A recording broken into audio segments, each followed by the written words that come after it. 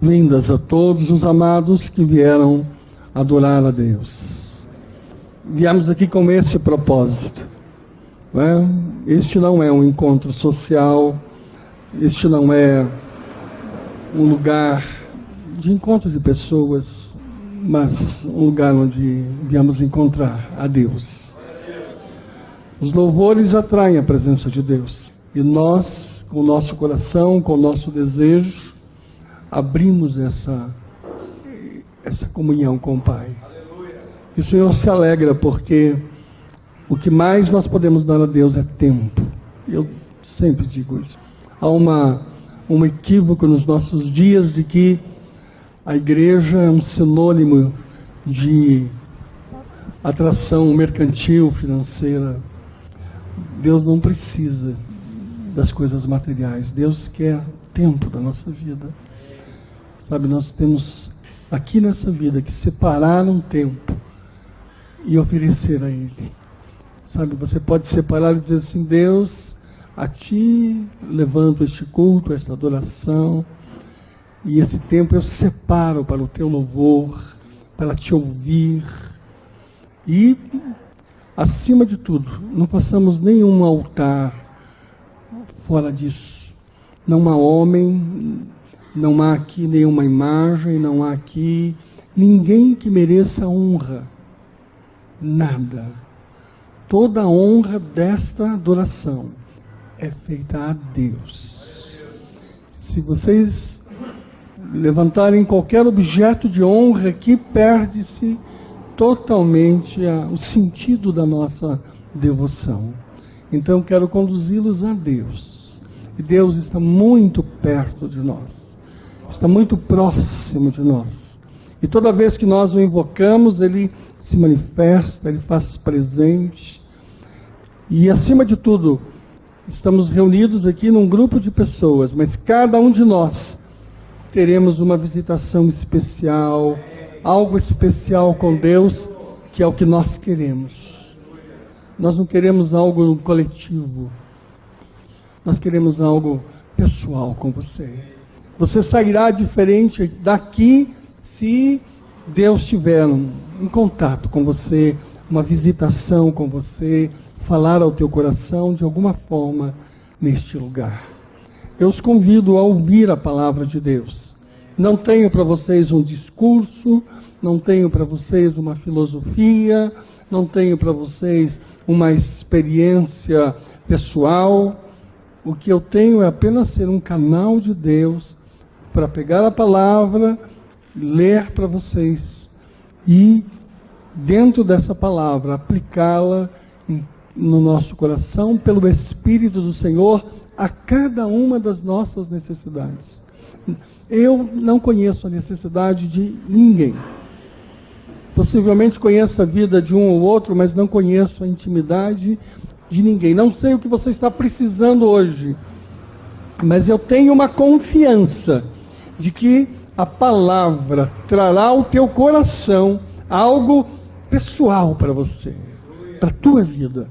Alguma coisa você vai dizer assim: olha, não é para o meu vizinho, não é para a pessoa que está ao meu lado, é para mim, falou comigo e vai te dar a direção em alguma coisa que você precisa.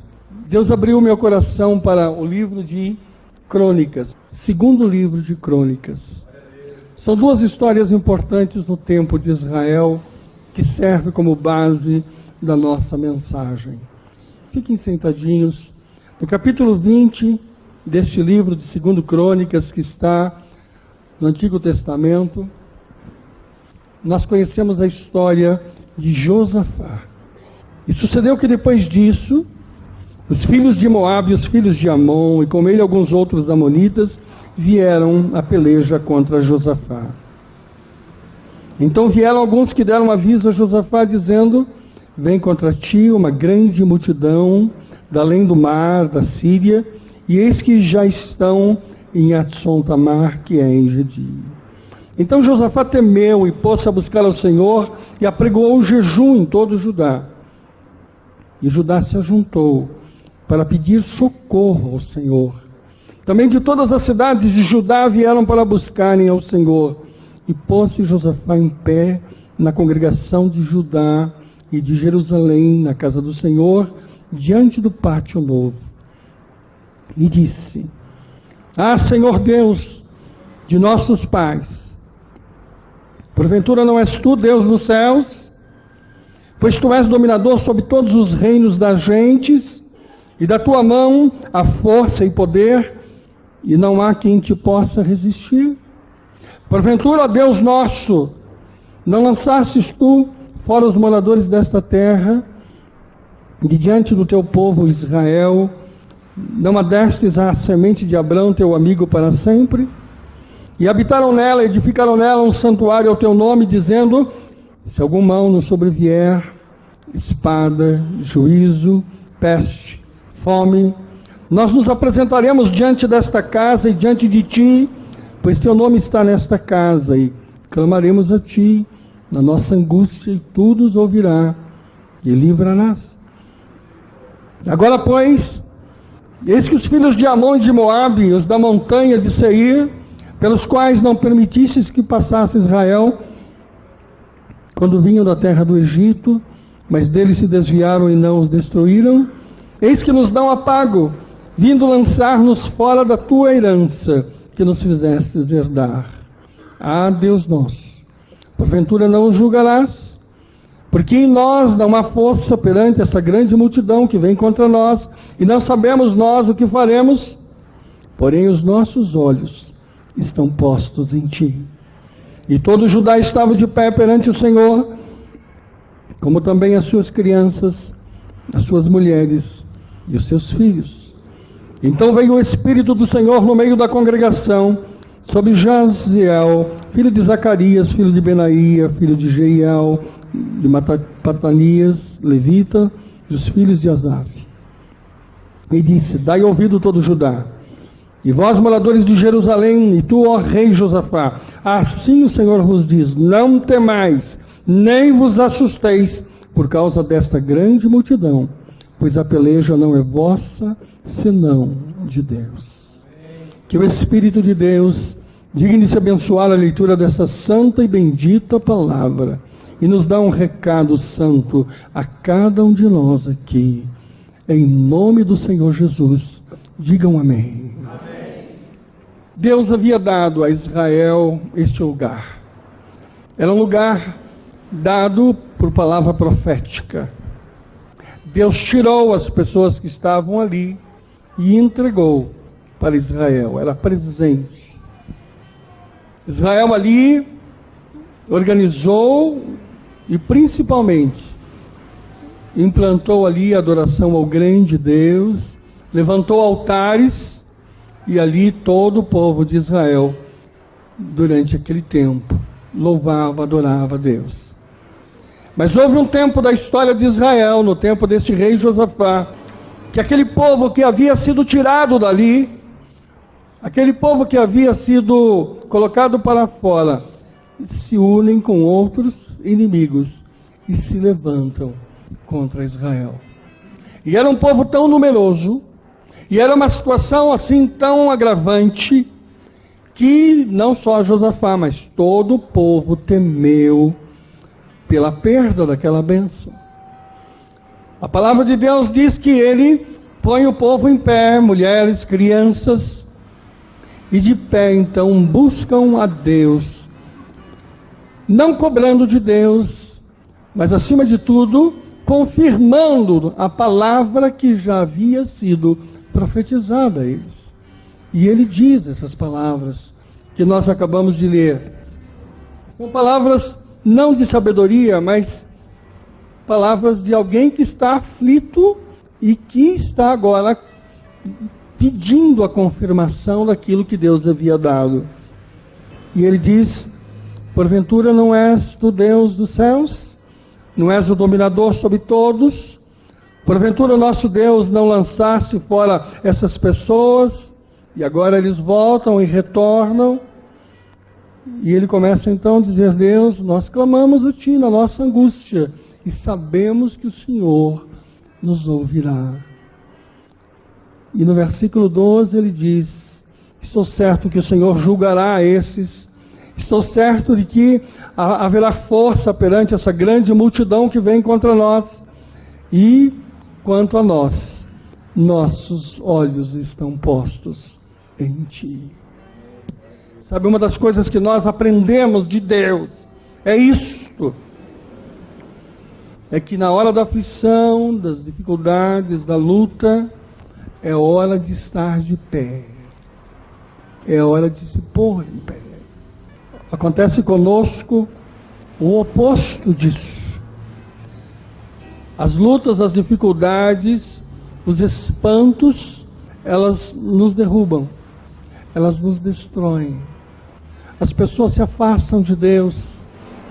Algumas pessoas com propósitos diante de Deus, com votos diante de Deus, com projetos diante de Deus, espantadas e assustadas pelas lutas da vida, elas caem.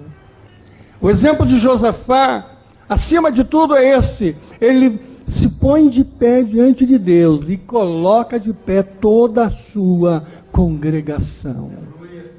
Quando você tem recebido de Deus uma bênção, é preciso que você cuide dela. Até mesmo a nossa salvação, o Senhor diz, cuida bem da tua coroa para que ninguém te tome. Nosso patrimônio, as coisas que nós adquirimos na vida, elas precisam ser cuidadas, precisam ser zeladas. Se não cuidamos da nossa família, perdemos nossa família. Se não cuidamos dos nossos filhos, perdemos nossos filhos. Se não cuidamos do nosso carro, da nossa casa, da nossa roupa, perdemos. Tudo que o Senhor nos dá é para que tenhamos uma administração sobre ela. Na verdade, nós não temos nada. Chegamos nesse mundo sem nada e saímos desse mundo sem nada. E tudo que o Senhor nos dá no período da vida é para sermos mordomos, administrarmos com zelo, com cuidado. Quando não fazemos isso, perdemos. Agora, o que acontece é que sempre a nossa vida, ela está à espreita de surpresas. Nem sempre nós podemos ter uma previsão das dificuldades, das abordagens que a vida vai nos produzir. Sabe, não sabemos o que vamos passar. Fazemos projetos pessoais, mas não sabemos, na verdade, o que vai ocorrer. Alguns tempos atrás, mais recente, Deus colocou no meu coração e disse, faça uma reserva, separe alguma coisa, faça aí um pulmãozinho à parte da tua vida. E eu fiz um projeto pessoal com isso. Sabe, eu disse, mas eu vou aplicar isso em determinada coisa e vou fazer essa reserva. Mas não aconteceu assim.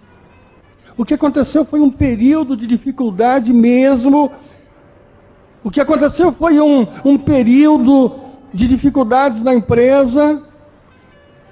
E depois eu pude entender por que Deus tinha me colocado a fazer aquela reserva.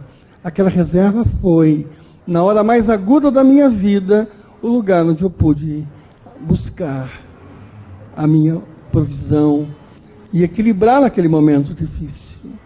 Sabe, Deus, Ele nos orienta, nos direciona sempre a essas dificuldades.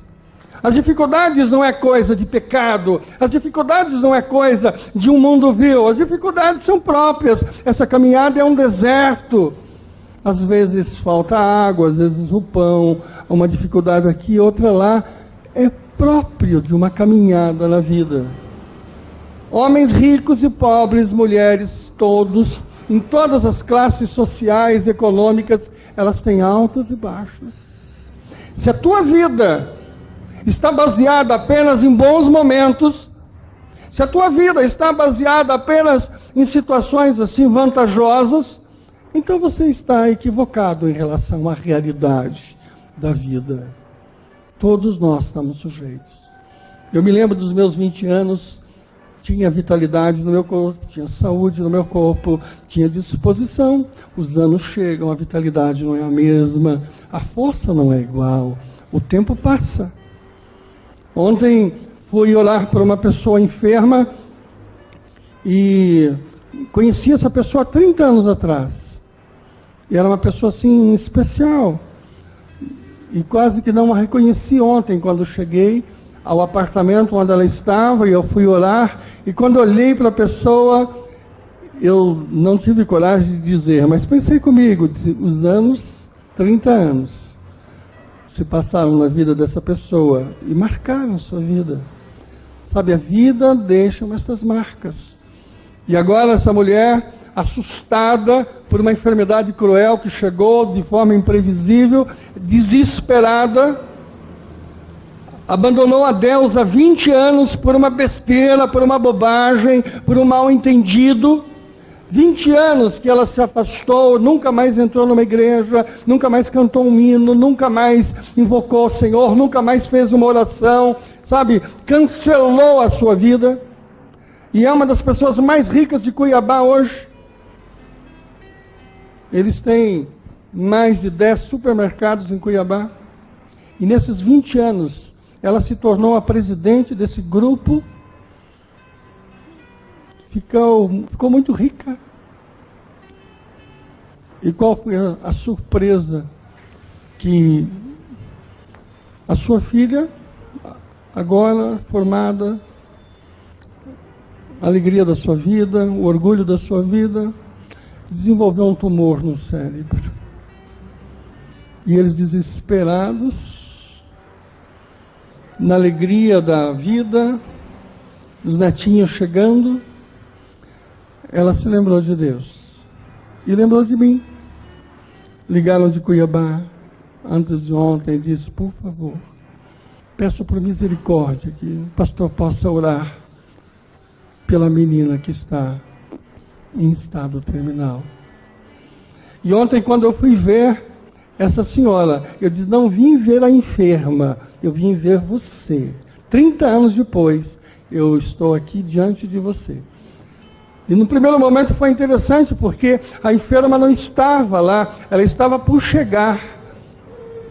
Mas foi interessante eu chegar antes da enferma e poder me deparar com aquela irmã, e ela chorava, disse: 20 anos que eu me assustei e fugi e perdi a bênção. Hoje tenho um patrimônio enorme, tenho uma posição social em Cuiabá enorme, só que a minha graça, a minha bênção está sendo tomada por um câncer. E não há nada que se possa fazer. E ontem eu lembrava desta palavra, quando o Senhor vem a Josafá e diz: maior é o que está conosco do que o que está com eles. Não temas, não tenha medo, o que eu te dei eu confirmo, o que eu te dei é seu, é posto na tua mão, não tenha medo, veja o que vou fazer, quem vai pelejar por você sou eu. As armas que você vai utilizar são as minhas armas. E tudo isso aconteceu. Finalizando o texto, os inimigos acabaram brigando entre si, morreram entre si, os cadáveres eram descobertos ali pelo caminho, e Israel olhava aquilo de forma assim surpresa com o que Deus tem feito. Eu posso dizer pelo Espírito de Deus que existem pessoas assustadas aqui dentro, assustadas com possibilidades de perdas, assustadas por situações adversas. Ponha-se de pé, levante diante de Deus, diz: Deus, o Senhor é o dominador, o Senhor ainda está sobre mim, e sobre mim está a tua palavra de vitória e de bênção, e sobre a minha vida está declarada a vitória que o Senhor determinou, quando declarei que era seu filho. E agora, Senhor, eu acalmo, sabe, eu determino agora que o Senhor faça, porque os meus olhos agora estão voltados a Ti, os meus olhos estão direcionados aos céus. Quando você faz isso, os inimigos caem lá. Quando você faz isso, os inimigos se atropelam lá. Quando você olha para o céu, os cadáveres na terra jazem. Sabe, quando você olha para o céu, a inveja não te bate, a destruição não te visita. E mesmo que você esteja ameaçado, ameaçado é uma coisa, invadido é outra coisa. Olhando mais para frente desse livro, se você quiser, você pode ir ao capítulo 33 do mesmo livro, você vai encontrar uma história semelhante. Capítulo 32, o rei Senaqueribe querendo tomar Judá. Senaqueribe era o comandante de todas as forças da Assíria e era o grande e poderoso homem da guerra. Ele cerca Judá e manda uma carta ao rei de Judá, dizendo assim: olha, estou aqui, olha para trás, vê o que eu já fiz, e agora eu vou invadir e tomar. É uma história muito semelhante em tempos diferentes. A palavra de Deus diz algumas coisas nesse texto que são interessantes. Ele se fortificou e ficou todo mundo quebrado. Isso falando do rei de Judá, daquele que estava cuidando de Judá. Ameaçado pelo Senaqueribe, ele fortifica, edifica o muro quebrado, ele levanta outro muro e se prepara. Ele vai em direção ao povo e diz: esforçai-vos e tende bom ânimo, não temais, não vos espanteis por causa do rei da Síria, nem por toda essa multidão que está com ele, porque há um maior conosco do que com ele. Com ele está o braço da carne, mas conosco o Senhor nosso Deus, para nos ajudar e para guerrear as nossas guerras. E o povo descansou nas palavras de Ezequias, rei de Judá. Olha que coisa interessante. E nesse texto agora da Síria, o insulto, sabe, aquele que está invadindo não só ameaça como insulta, diz: olha, o teu Deus, ele não vai fazer nada por você. O teu Deus não vai realizar nada por você. O líder que está sobre você está dizendo estas coisas, mas são coisas mentirosas, isso não vai ocorrer. Ontem nós estávamos no condomínio Raul e dessa serva de Deus, e nós estávamos testemunhando, e o Zé Otávio deu testemunho da vida dele. E ele disse, contando, repetindo um pouco o teu testemunho, Zé, esse foi um dos anos mais difíceis da empresa, das suas lojas. Mas a grande dificuldade das pessoas ao contemplar a luta que ele passava, de ameaças, de assaltos, de rapto, de toda sorte de invasão e prejuízos, era a pergunta que ficava no ar: onde está o seu Deus? Onde está a tua fé? Em que Deus você tem crido? José passou esse ano todo aqui, de um empresário vitorioso que ele é, alguns meses em dificuldade, em aperto. Passou o ano todo. Ele testemunhava agora que Deus abriu as portas, que Deus estabeleceu um novo tempo, que Deus está devolvendo tudo aquilo que foi tomado e tudo aquilo que foi ameaçado.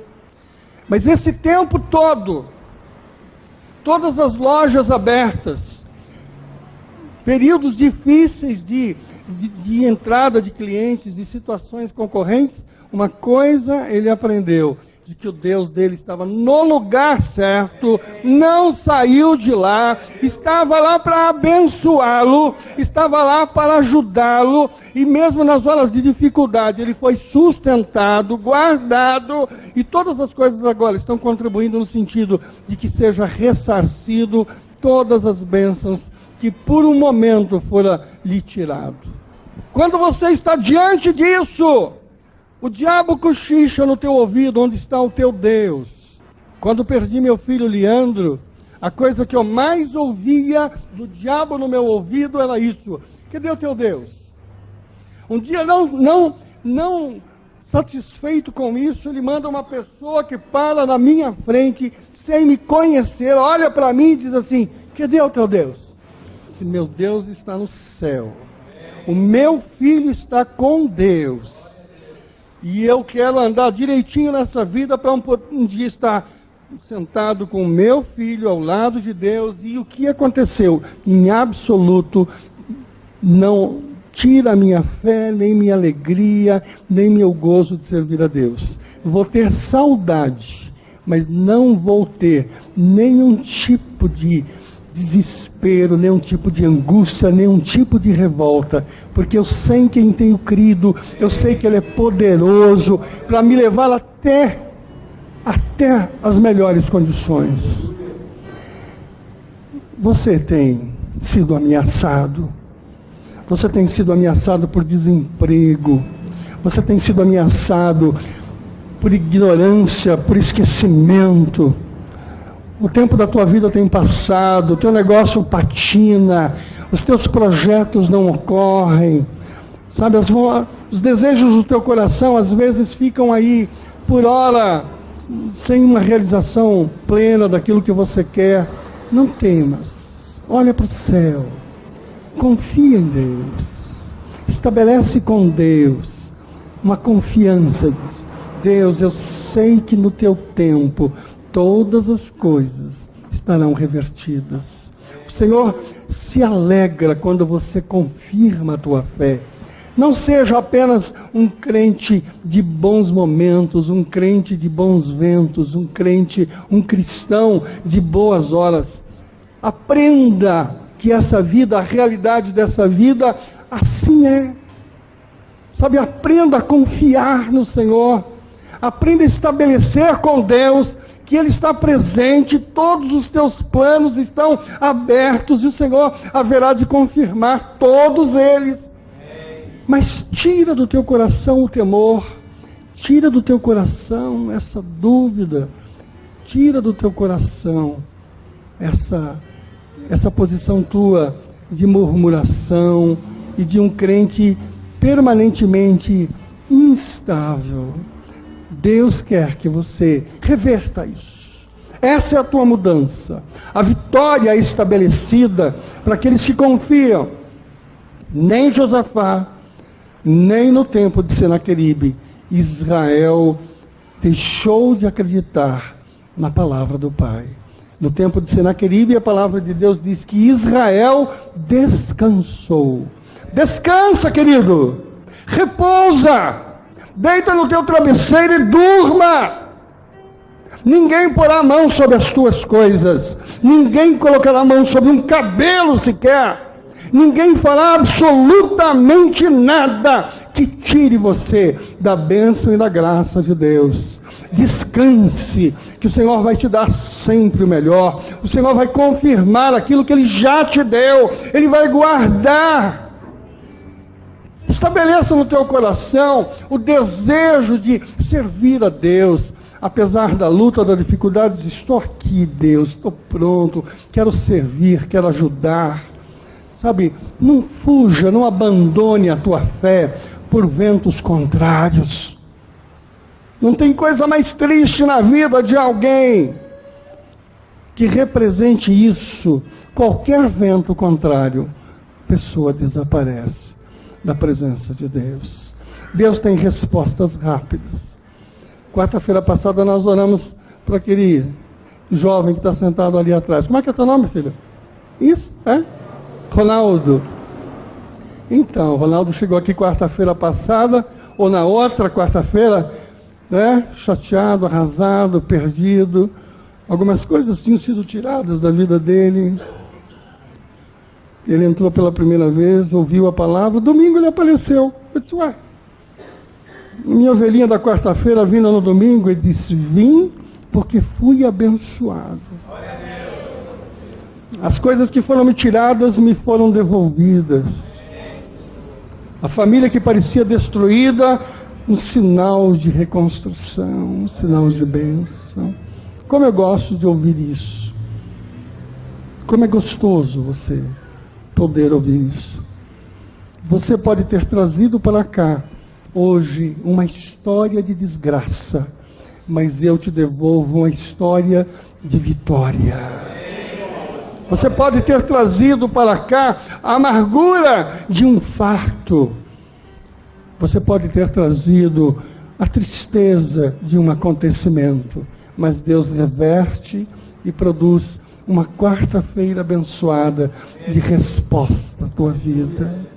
Em nome de Jesus, digo pelo Espírito de Deus, você não estará abandonado, você não estará largado, você não estará jogado. O Senhor nunca vai te abandonar. Se você tiver pecados, confesse-os a Deus.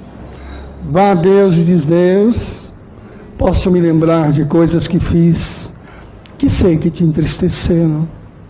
Confesse os seus pecados a Deus. Ele é rico em perdoar, é justo.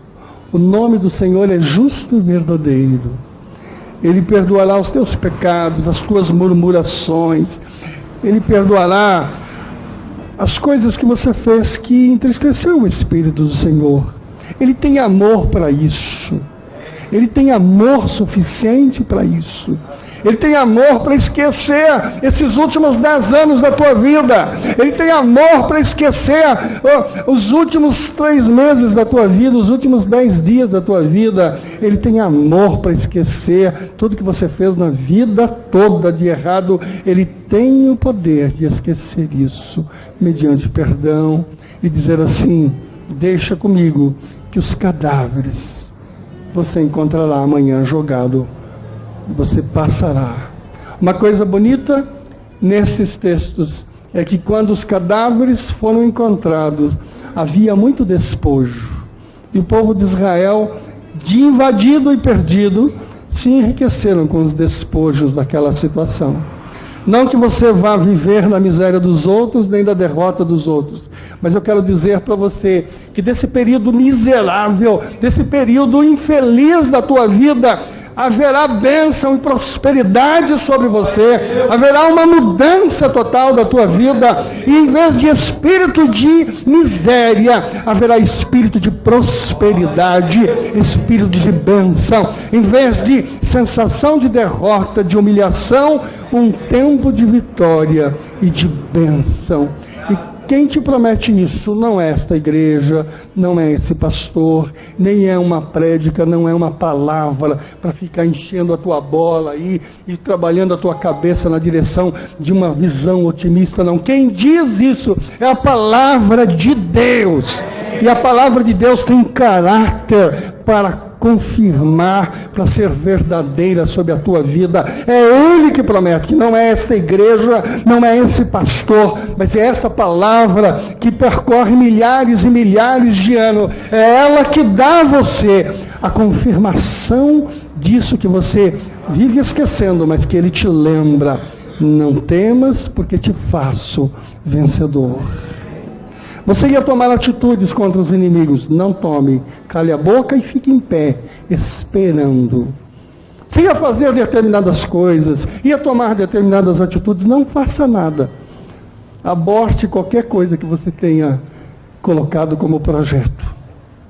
Fique em pé, apenas fique em pé, contemple. Nas duas histórias, você vê o povo glorificando, você vê o povo louvando, você vê o povo feliz, o povo dançando. É isso. Fique de pé e cante, fique de pé e trabalhe, ajude, abençoe alguém, faça algo. Sabe, a briga está acontecendo aqui, você está aqui, abençoando, louvando. Produza algo para o Senhor, mas em pé, não fique deitado, não fique resmungando, não fique chorando, não fique abatido, porque quando você se abate, o cavalo do invasor passa por cima de você. Quando você fica lá em casa deprimido, destruído, arruinado, o cavalo do invasor passa pela tua cabeça. Muitos têm sido derrotados por isso.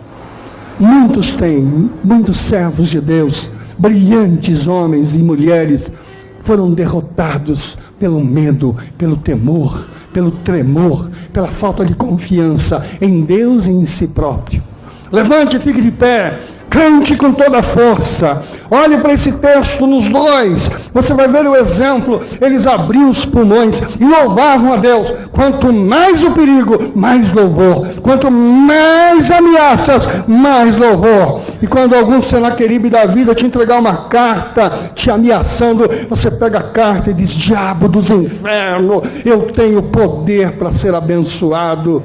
Não é? Quando você receber uma carta do SPC, lá de qualquer lugar de crédito, uma ameaça do banco, você levanta e diz aqui: olha, Senaqueribe dos infernos, eu tenho capacidade para trabalhar, eu tenho capacidade para ser abençoado, e tem um Deus, um Jeová Jiré, que derrama sobre mim toda sorte de prosperidade, e eu rasgo essa carta, Senaqueribe dos infernos, e determino que sobre a minha vida a bênção, a poder, a graça e a vitória. E pega aquela carta e pisa em cima dela, põe fogo nela e não se sinta ameaçado.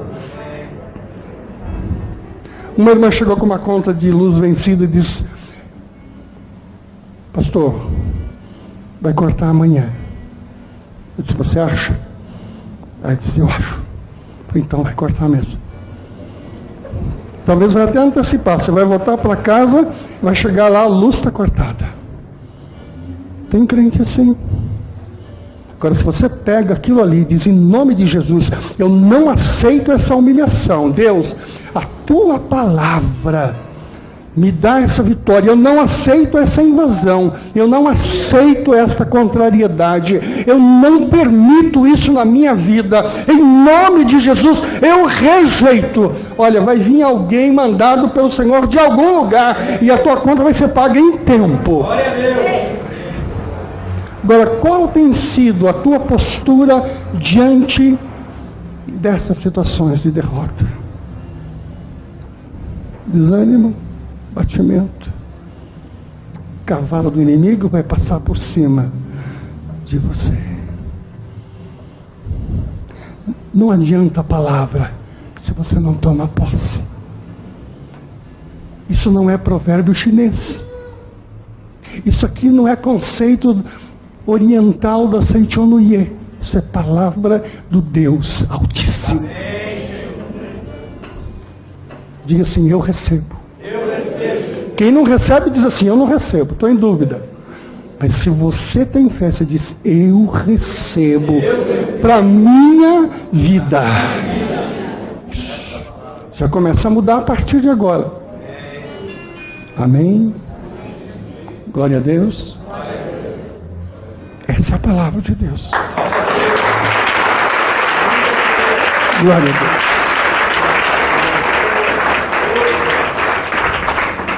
Glória a Deus. Eu queria, antes de continuarmos, eu queria explicar para vocês uma coisa muito importante. Nós não devemos orar por quem não crê, porque as coisas acontecem quando há uma confirmação de fé. Não adianta nós orarmos para um filho, para um irmão, para o marido, para a esposa, quando eles não querem a bênção. Não adianta. Se você tem um filho nas drogas e ele não quer sair das drogas, não ore por ele. Porque não adianta, se a pessoa não quer, não ocorre. Você não ore por uma pessoa que não deseja salvação, que não permita. Você diz: mas pastor, então está contrariando a palavra? Eu vou explicar para você. Existe uma palavra que chama intercessão. E intercessão não é oração. O que faz a intercessão? A intercessão repreende aquele demônio que bloqueia a pessoa. E os olhos se abrem. Porque muitas pessoas estão bloqueadas. Elas não querem porque não têm sensibilidade para querer. O querer e o fazer vem de Deus. O que é essa oração da família? É uma intercessão.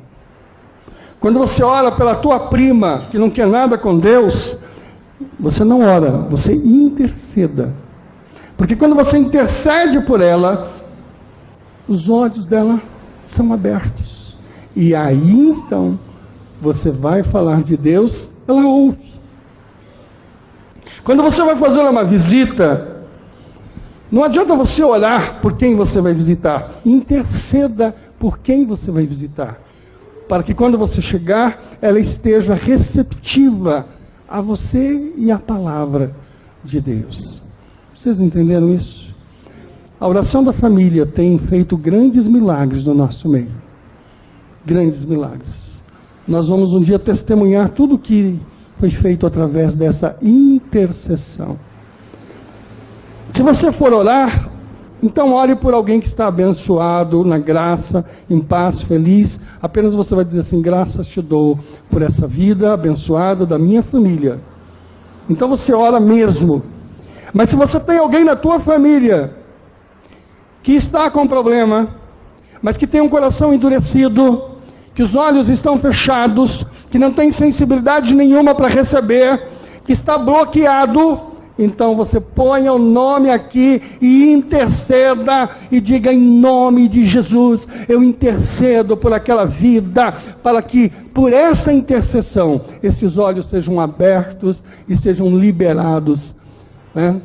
Todas as coisas sobre essa vida. E a partir daí, então, a bênção de Deus começa a fluir sobre isso. Nós estamos orando pela família agora. Colocamos aqui o nome de toda a nossa família. Por que você deve escrever o nome da tua família? Porque nós somos muito genéricos em nossas orações. Nós oramos pelo Brasil, pelo mundo, por tudo. Deus quer que você interceda especificamente por alguém da tua família. A palavra de Deus diz que a nossa família é a nossa primeira igreja. E quem não cuida da sua família, não cuida da igreja de Deus.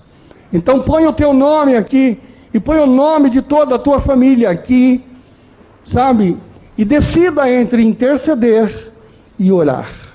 Espírito de Deus, mais uma vez nós cumprimos, Senhor, este voto que fazemos nos cultos desta igreja. E nós queremos interceder agora, Pai, por estas vidas. Diga o nome da pessoa que você está intercedendo. Pai, nós intercedemos por esta vida.